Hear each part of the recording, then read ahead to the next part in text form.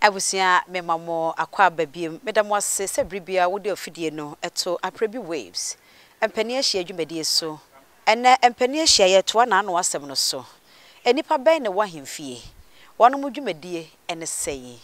yesua bi na ye to aso Adafo abotre clinic aba ama yade nyinara yesama ne yeye sa wo ba abotre clinic a enka wo yade doctor no ankasa be miamia wonsa no ne wona ya no na yade bia eha won wakane nyina akyerew na mom ye onim se owo pressure diabetes akoma yade sisi ya wo ya wachiri kase no eye wo ya stroke eha won no wamra abotre clinic ye nam ensa no ene enaya no amiamia so be sawo yade a wo haw bia eni akire abotre clinic ye wo enkran tema ene kumase Doctor, I was 024-790-4473 and now 024-916-4977. Abutre Clinic. Yanam ako pressure quite so best sound ya dear.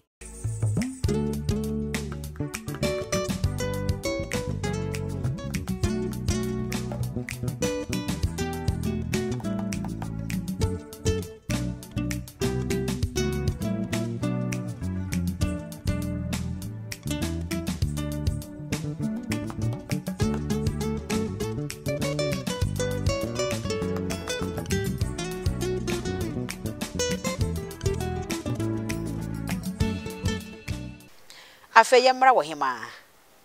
oba pani ya wo kuro no mu eno no awonhwe na hema etu wo henefo se kuro bi emu hene to ana kuro bi ni hene a wo hema na ekwa ye de besi ni so oyi nipa de na bi ekire na afi amamne bi ewo mu no wayo na afi wo kwa kwasai ababe wo hene ene nti wo hema ni mudu wo chefa ewo okro a wodi so no na mamuo mu wono no hwe hu de se maba wo ewo kro mu nyina titiriw wono mu a wo mu epeja wono mu ebu won sai edi nkan ye no ye de wono efa amanne kwan so egro wono mu bra eme ye de wono ebeka empanimfo ho ene nti wo hema ne hwe se saa amamre no ne amanne ni nyina da bekoso wo hema na sede bi ene se ne manfo titiriw emma obi wo haw ntawantawa bi wo obi ebinum ntamu a ye de kwato na hema anim na hema ne mpanimfo atena sam no so na wonom asiesie ade yie ato yie se de ebeye na kuro no mu bedwo na asomdwie aba frisa mpanin se somrofie dwo a ene krama wonya baabie ede ne tiri eto se ne manfo wasomdwie a na hema nso wasomdwie titiriw emma afei wo hwe se enkwada ene emma a ewo kuro mu ho no wono mu yedie nso owo mu chefa ewo mu wo pre yedie ede ma enkwada wo pre yedie ede ma ne ma frisi kuro begina kuro betre kuro betimu a egina ma so emma ye ne yewo enti emma so die kese no ede wo hema eso afei nso wo kire ohene abakosem efa enkunwa ho eni nti so wahwa se ye ba beyi wo hene na se wo hema na eyi obi a wa wonim ti a kire se asudie da no so se wo so wo kire abakosem bi efa kunwa no ho no wo kire wo hene ebri bia wo hene betena se no wo hene benkum so wo hema ene to aso wo hene tena se a wo hene ne benkum so wo hema ene to aso na fe wonom edwa wonom bono awie mu die na wonhwe wonim se aya ye bedida boni bi se ya kwaside se ya wukude se ye da pa bi a ye koto enkonwa so a wo hene ene bo wo hema na konhoma ema ne di ye sa nuane no eme ye de koto enkonwa no so enti wo hema na sede no no ene nti na kane tete no ne ye de oba panini ya wotwa bra ena ne ye de ne si akonwa so senti ne se ohima wona wo beye nuane me de akonkonwa so wo bu wunsam pa ensasa duane no wo kɔ ho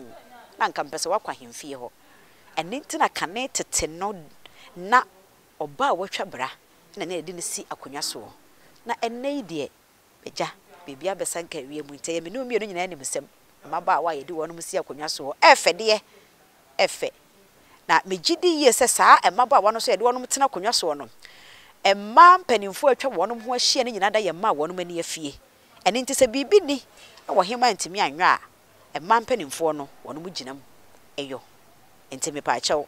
wo mo nkwati ye se ye de ababa wa edi wo hema efiri se ye de ma mpanimfo na ya na etwa ne ho hia na wonom a kyere yo afenso medika aka so wotu wo henefo abusua se wo hene tena asam so atemmo bi ebebe bia wo hema no ne esaya adwene esi ginaye ansa na ode atemmo na betudwa ene nti kane no ane yebu akumfo ne yetwa tire ne ade no enye so wo hema anim ho bi onim ho bi osusu ho kire no wane nim ye no nyina na adwene ho ene nti sa wo hwe se yebu obi atai wa hemfie na fe atemmo no hwe na boro no so no de dwato e kwa akoma wo hema ya na ho se ya na ye nika esere fi se onim se wo hema no kra nim atemmo no ho bi na enso akwakoye obatan enso amoa yefuni o watenka oye nkuruma kese obo ne magu ne yam enti se bia atemmo ni ba na boro so eso pai so wo onu kro yada e de san kodwa ato a na ne wasan apini na chi oba bedwa ato ani wura ana wase bibi a kire ni wura ama fe atemmo no so bete so a wate so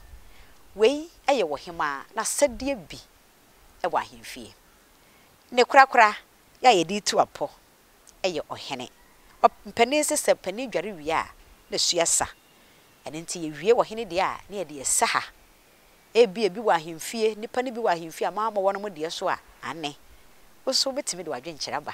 na ye nyina ye sua afi ya kasa wo hene a abusua ene nti na enye obi akeke ene de ne tena konwa so ebi ho no mo amanso ekura ba ho me yetwe ho dawira ni nyina ye se ye di kromu ni nyina da ebe hye wo hene nsa enti sabia buru sabia nyado ensa se eye sabia buru ti bonkoso bia keke ewo se eye wo bia obetimi ahwe kuro no so ene emu manfo so ewo se eye wo bia obetimi ahwe akonwa no ho empempana de ene kuro no agapade so ene nti sabia buru se ye kase ye de ahenie ema wo bia kwahwe aba bia na obetena so na we maton a bo se na fe kromu no omdo mu nsa egu wono buti firi se wono mabregu ye nananom awunya de mpempana de agapade a wono mu pedi gu ho no so wo hene bi betena so no wanhweso yi a ya na eya ene nti na edru ahensi a ya na asante ene nkro no ebebre ya na wono eni abede no firi se ye pedi obetimi abehwe sa na ma we nyina so yie wo hene wasade bi nie eno achi wo hene ne gu nsa ewo nkunwadam dabone ene enapa bi a wose okọ nkunwadam sa ebia meka se Yarib atu asete wo kuro no mu ekom bia si yade bia atu asete ma ne manfo ewu a wo hene na soma nkwa hene wo frɛ no se kɔ na kɔ ye ho nyankomade kɔ yi ho musuo na wo ni tuntwa na me manfo ase hye se ye kom nso a osoma no wonkɔ ye ho adoma nkomasem na kom na no mra se na kom bekum na de hye ene nti wo hene biri biara wo sere yedie wo sere enkoso wo sere promprom ye efri odoma nkoma ho wo sere bi nso efri na nanom samanfo na wo ma begina wo kuro no mu nipa nyina achi na kuro no ene mu nipa ede yie enti so wo hene bi betena konwa so na obeya ye mo onwono na wono de wa ma mapri ne manfo yie di a eya hwesa wo hene no eya hwe na wie ye eya na ekosen enti wo hene wasade bi no afei so bra no o hia ne mpanimfo na wonom adwendwene ne manfo yie die ho awo se maka kire wo se eto de a ye fresu mankwa hene eno ye sunsum mu asem nanso wo ye sunsum de ho na mani so de bia na mo bi ho ne mpanimfo so wonom mutuo nei ebi pri nwuma ebi pri suku ebi pri eniema se emra wonom kuromu kese ne manfo benya pa bi edie ebasa no wo hene so na somdwe no na se ye kase ye agege fibubuo bi ana ye agege etuo bi a obi anya bitua eme ye de boa kroni mpontuo enti wo hene wo pri yedie de mane manfo sanso na wodi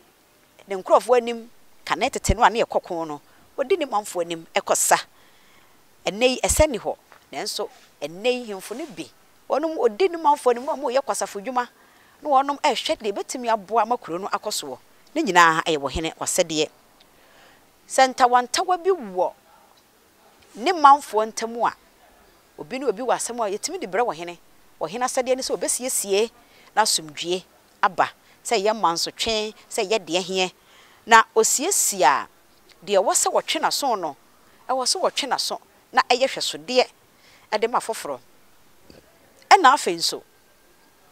ne manfo ene ne dom atwa ne ho ahia de osom yie na wo ya de panso eye wo hena sade so obebbo na baso